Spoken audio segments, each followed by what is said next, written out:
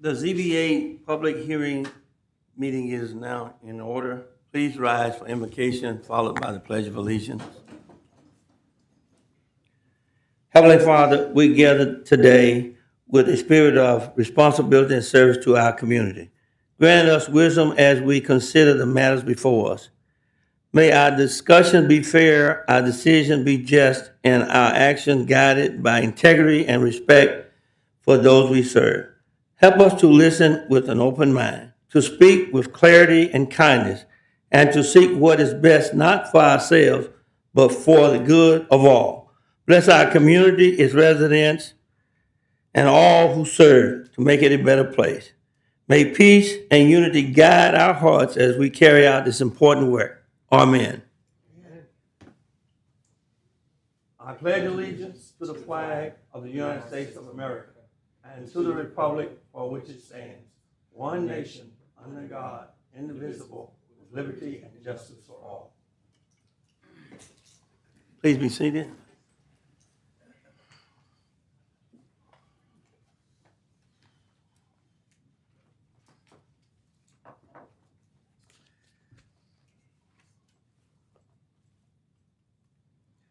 Welcome to the regular scheduled public meeting of the Zoning Board of Appeals of Shreveport-Caddo Parish Metropolitan Planning Commission. For public hearing agenda items, if you wish to make a public comment on an application, we have comment slips at the speaker stand next to the podium. For future notification purposes, it is very important that you fill out a slip and drop it in the box when you come forward to speak. Please state your full name, mailing address, and zip code before addressing the board. We will call each case on the agenda in order and hear first from the applicant, then those speaking in favor. 10 minutes are allotted for principal spokesperson and 3 minutes for each additional speaker. We will then hear from those wishing to speak against an application. Again, 10 minutes are allotted for the principal spokesperson and 3 minutes for each additional speaker. One representative for the application may then speak in rebuttal if desired. After hearing comments on each case, the board will then immediately deliberate and vote on that case before moving on to the next case on our agenda. Please note that when the board is deliberating, members of the public are not permitted to comment. Any member of the public may request a copy of the board's decision on a particular case by contacting our office at 318-673-6480 after 1 p.m. tomorrow, or by accessing our website at shreveportcaddompc.com. All zoning board decisions on variance to the board within the city limits of Shreveport are subject to appeal to district court. All ZBA decisions on special exception use within the city limits of Shreveport are subject to appeal to the city council. Please note that it is your responsibility to contact either district court or the city council about a procedure as related to the matter you are concerned with. Copies of this document and the phone numbers to contact the governing body are available on the table next to the podium and in the entryway to this room. As a courtesy, please remember to turn off all cell phones while the ZBA is in session. The Zoning Board of Appeal values your testimony and appreciates your compliance with these guidelines. Our first case apologize.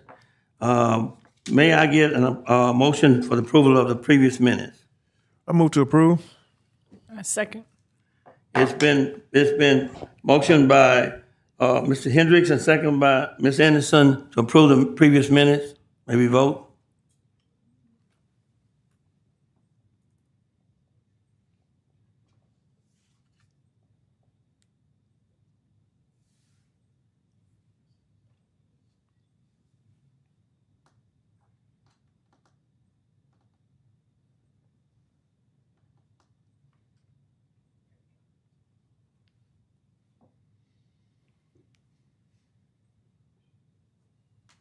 The motion is carried unanimously. We need to make a correction that Mr. Gibson is absent. Is that showing? Absent. I believe it is. What happens when you get old? Well, that serves a bunch of us. Okay, first case on our agenda for today is case number 25-31 BAC variance, variance setback requirements, CEJ Properties LLC. Please come forward.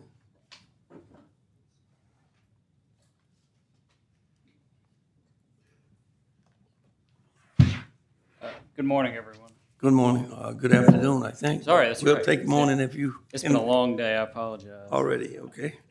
My name is Luke Whetstone. I'm going to speak on behalf of the applicant for this.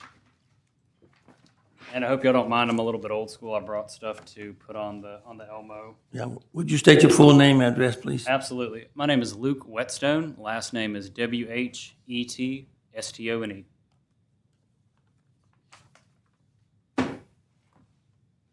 Okay. Your address?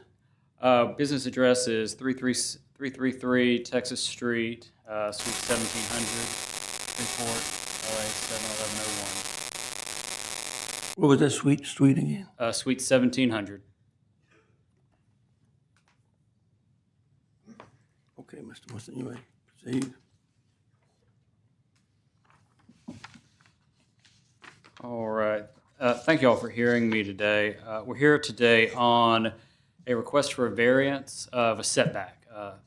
Short version of this, okay, you've already got up on the screen. I've highlighted where the proposed canopy would go. In short, I'm here today on behalf of CEJ, which is essentially Rubber Boot, who is operating the new restaurant on Mansfield Road. As you can see, I've highlighted the area where we're seeking a variance so we can put a canopy to help the to-go orders. That's going to help the staff people, which are doing the car runs, as well as the customers. Right now, the property line is at the end of that concrete, which is obviously the lighter shaded area. Our proposal is to take the canopy all the way to the end of the property line. I've got a better picture from Google Maps that I think will show the area. Let's see. And as you can see, so the new Rubber Boot is to the right-hand side. And what is next to it is basically a 5-foot drop-off, 8 feet of grass, a wide driveway which goes to the apartment complex behind, another piece of grass, and then the nearest property. The reason we're here is we need this canopy short and sweet for the workers. The undue hardship, whenever I do these, it's usually, it's an undue hardship on the business. You're not really supposed to talk about trying to make money, but it usually comes down to that. This one is more about safety and efficiency. We want to be able to have the car hops run out there. Sometimes it's raining, and the owner of Rubber Boot, Barrett Olivier, loves to say that they're faster than Chick-fil-A. I don't know that he's ever actually run a study on that, but he claims it. And so his position is, with the canopy, in all weather, we can continue to run cars through, get them out quickly, and the quicker they run through the line, the shorter time they're on the property, the less the line backs up into the street, and the more they're just going. And it's just going to be better for everyone. As you can see, the property is itself odd. You have the concrete pad right there, and then the drop-off So there's really not a lot of things that you can do to improve the area. We are limited by the space that we have. We can only go to the concrete. And then the problem is, let me pull it up real quick. I'll probably come back to this. I hope I don't make you do too many different things. The real oddity isn't just the layout of the property itself with the drop-off. The real oddity is the fact of the zoning. Because we're here today because the variance is needed because it's a 20-foot setback if it's against a residential property, which it is, but only because of that driveway. The circumstances of this property lend itself to this variance because the short fact is that little strip right there will never have a residential building. It's too small, and frankly, it would be in the way of the driveway. That driveway will always be a driveway, will always be a driveway. There will be no situation in which the canopy that we're proposing would cause any issue with a neighboring residential building.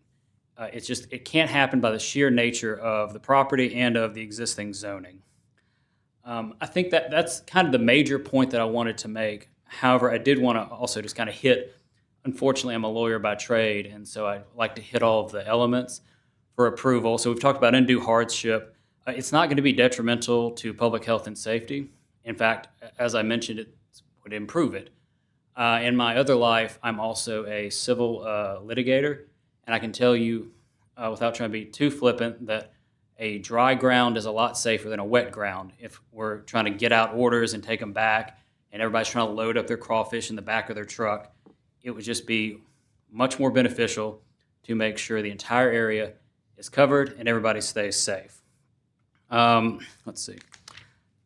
Again, it's due to the circumstances. The reason for the rule is to prevent any kind of building, or in this case, a canopy, running up against a residential property. Again, that's just not going to happen. Now, whenever I was looking at this, there has been some question about, hold on one second, about where we could put this. I've spoken with Barrett, Mr. Olivier, about, because the obvious question, you look at that, oops, sorry, I'm getting ahead of myself. If you look at the, mind if I highlight that? Yeah. Perfect.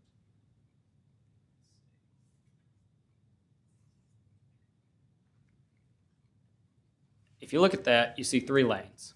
And you think, well, why don't you just do 2? Why don't you put the pillar, for lack of a better phrase, right past the second lane? And the simple fact is that we can't. It would get in the way of the 3rd lane, which is not only an escape lane, but it also, let's see here.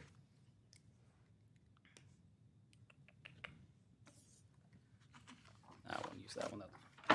I'm using too many pictures. The simple fact is there are other cars that can pull around there, and they have to be able to get out. In order for the site plan to be approved, we had to have that width of an escape road. And if we put the pillar, pole, whatever you want to call it, in that area, we are now out of space. We can't have the escape road, and I'm sure the MPC would be very upset with me and my client if we did that.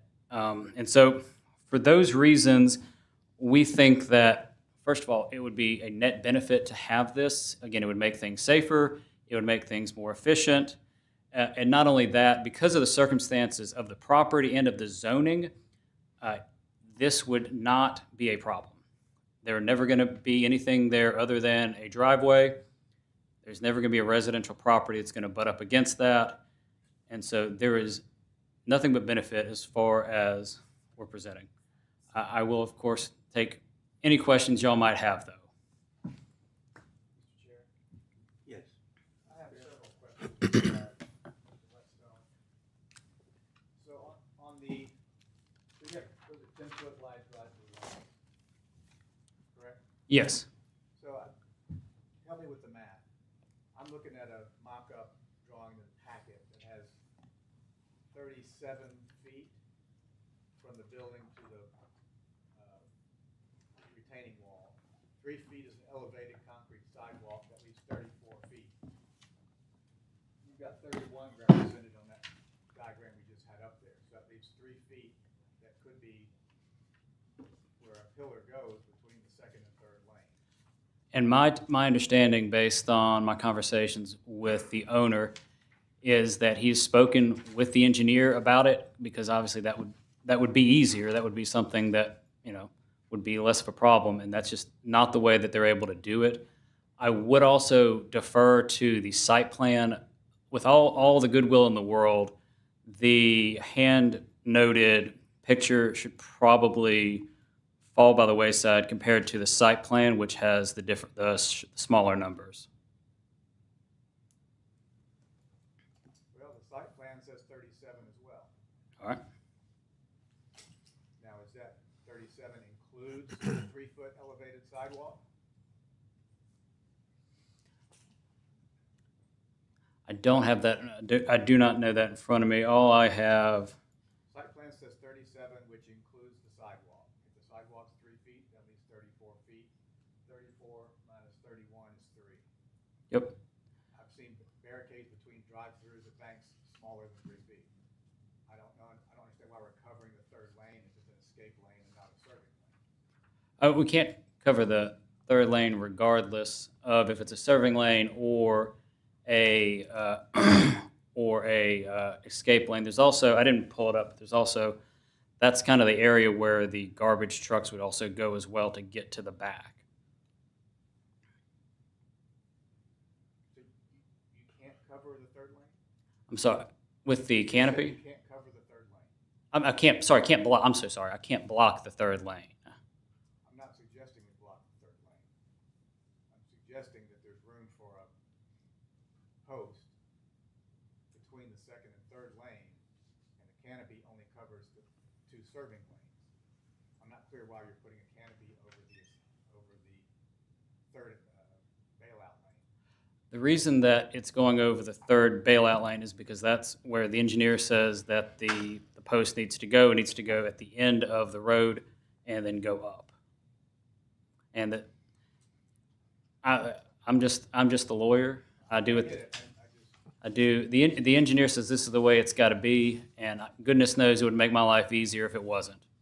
Second question, are you the only one speaking today, or someone else might be here to? Yes, I'm the one speaking today.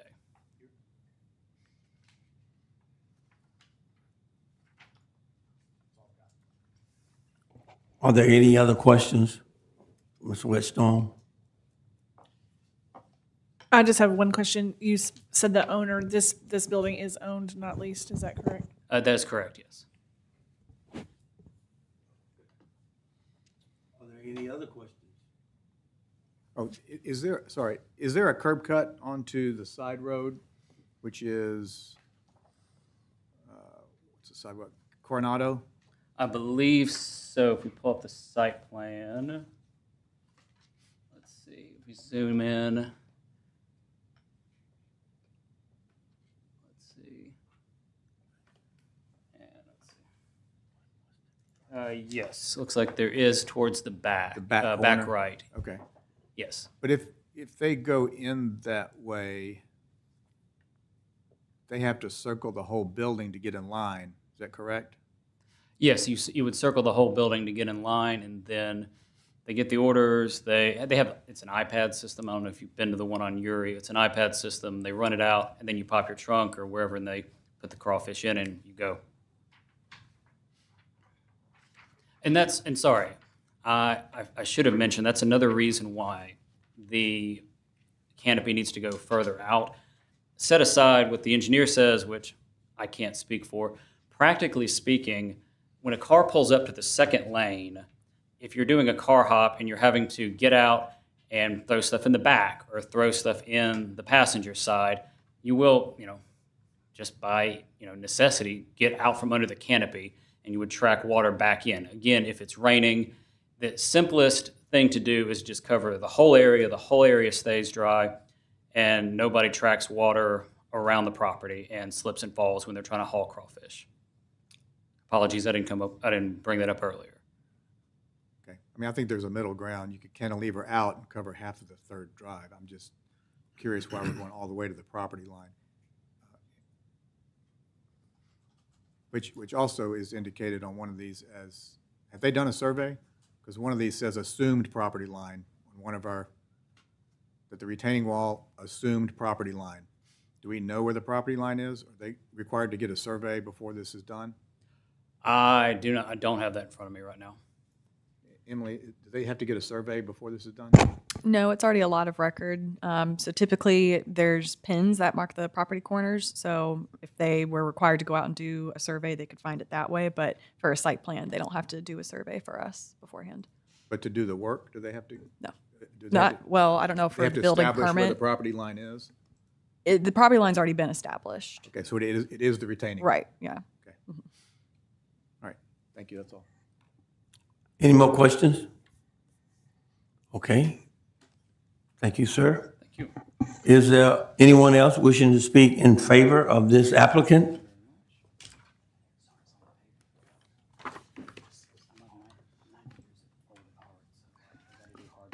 If not, is there anyone wishing to speak against this applicant?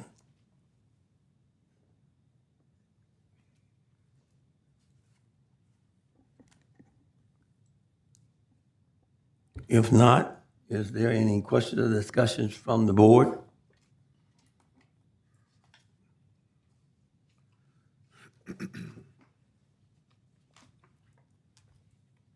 If there are no questions from the board, then shall we vote? Need a motion. Need a motion. Oh, I'm sorry.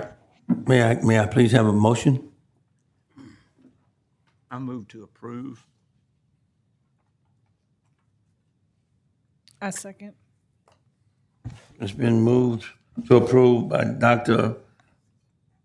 Barry Anderson, I'm sorry. Dr. Brandon, and second by Ms. Melissa Anderson. I apologize. Shall we vote?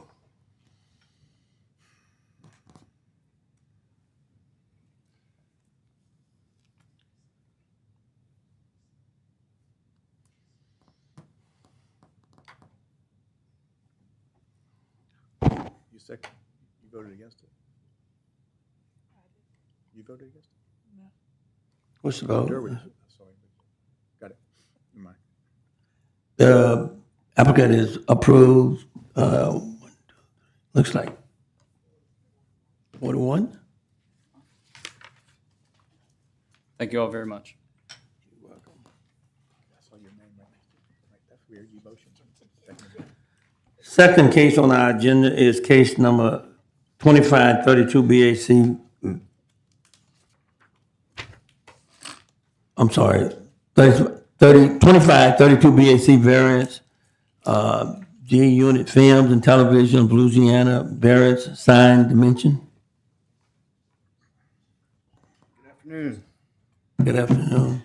My name is Jeremy Nicely, represent Wheeling Construction.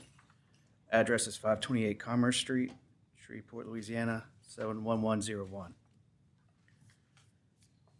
We're working with G-Unit. They bought a few buildings down on Commerce Street, which is in the entertainment district, and have proposed for some signage to be installed in the exterior facade at 630, 626, and 624. The signage is being proposed is a little bit larger than what is currently permitted, and we're requesting a variance to allow for the proposed signage to be installed.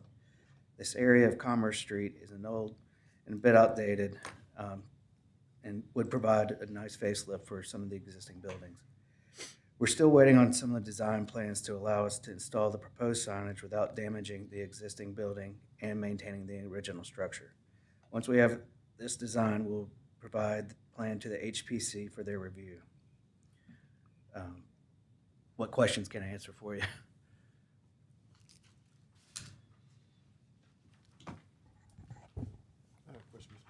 Yes. Repeat that last statement you just made about submitting what now? We're still working with, sorry. We're still waiting on the design plans to allow us to install the proposed signage without damaging the existing building and maintaining the original structure. Once we have this design, we will provide the plan to the HPC for their review. Okay. I thought that's what he already did. It was already approved by the HPC, subject to them providing those detailed plans. Okay, okay. So, Chair, Yes. I assume those plans are pertaining more to mechanical, Yes, how they fix rather than what they look like. correct. Or size, or. Yeah.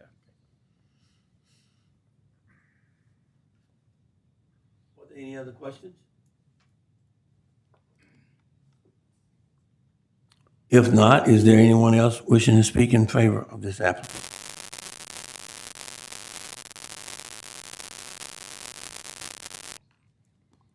Thank you. Is there anyone wishing to speak against this application?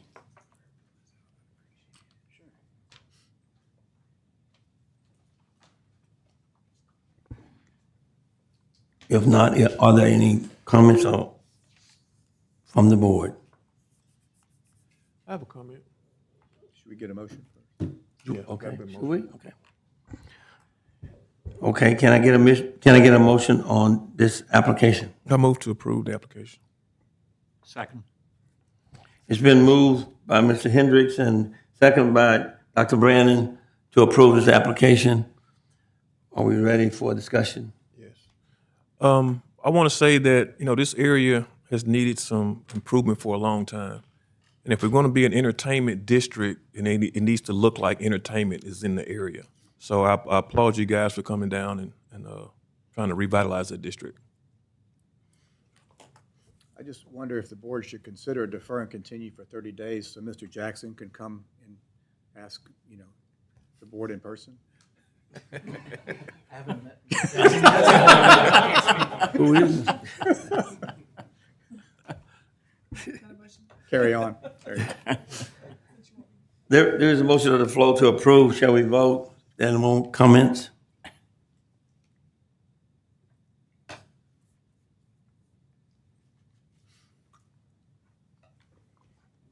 The motion is approved unanimously.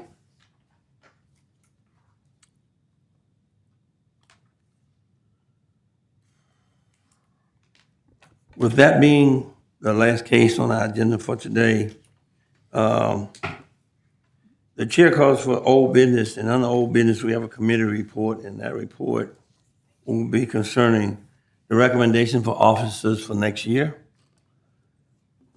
Can I get a committee report, please?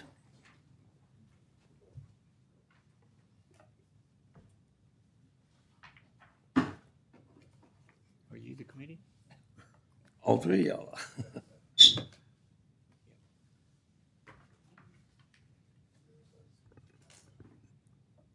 I motion to keep the officers that we have currently. I motion for you to remain chair, Mr. Woods, for Mr. Hendricks to be vice chair, and I would remain secretary. As a motion to approve.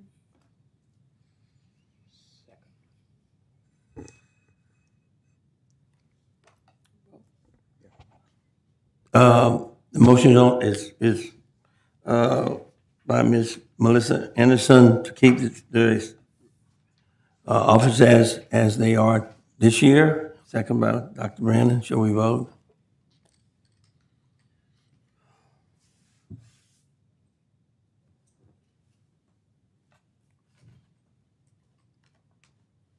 Motion is carried unanimously. Other matters on the board, shall we get a director's report, please? Yes, sir. I'd just like to take a few moments to share with you all how wonderful it has been to work with the Zoning Board of Appeals these years. We started out kind of rocky because we had to make immediate changes to city boards that were at one point were city parish boards, and we've been without a seventh person for over 6 months at least, and it has not been the easiest thing in the world, but you all have gotten it done, and on behalf of the city, I know that the city appreciates the work that you do, and I'm gonna miss you guys. It's truly been an honor, and we've had a whole lot of fun. And and I won't be coming to any of your meetings, but I'm gonna miss you. But I wish you all the best. And it doesn't happen enough. I'd just like to thank the Caddo Parish Sheriff deputies that come in when we finally asked them to come in and sit with us during the meetings. They come to all 3 board meetings.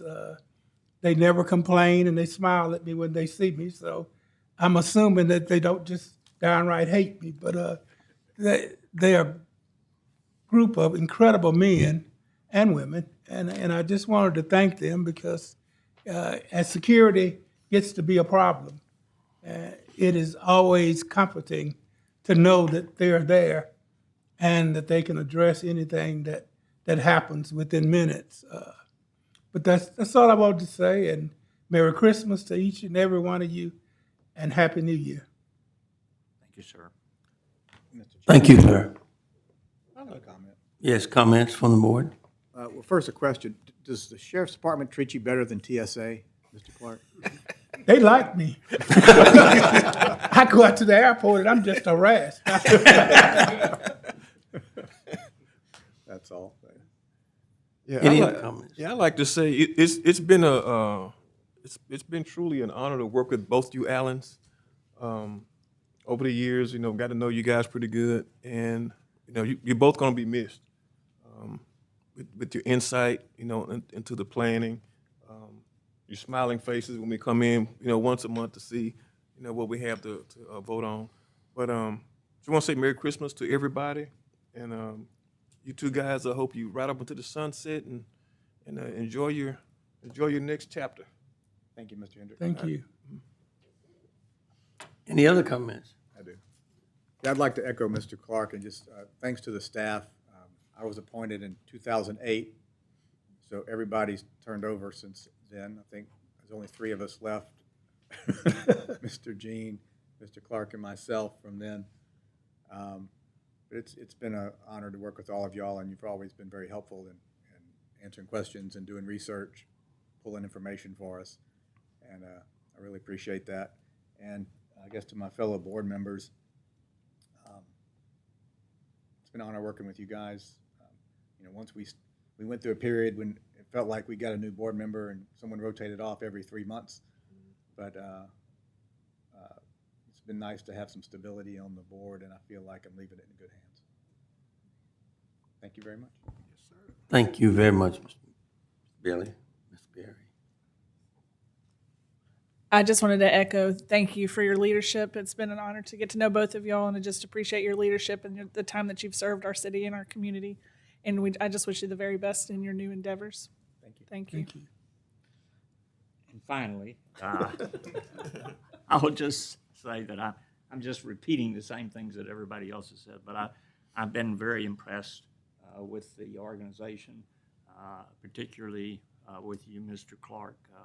You've handled yourself very professionally throughout all these years that I've been president. That's not been that long, but I've been very impressed by that, and Mr. Jean and the rest of the staff, because everybody here works very hard, and it doesn't come across sometimes that way. So I'm very appreciative, and I know the city is, and we will miss the 2 of you guys. We depend on you a lot, and so we're going to need some help coming down the road. But anyway, congratulations to those who are able to leave, and best wishes and Merry Christmas to the rest of everybody. Amen.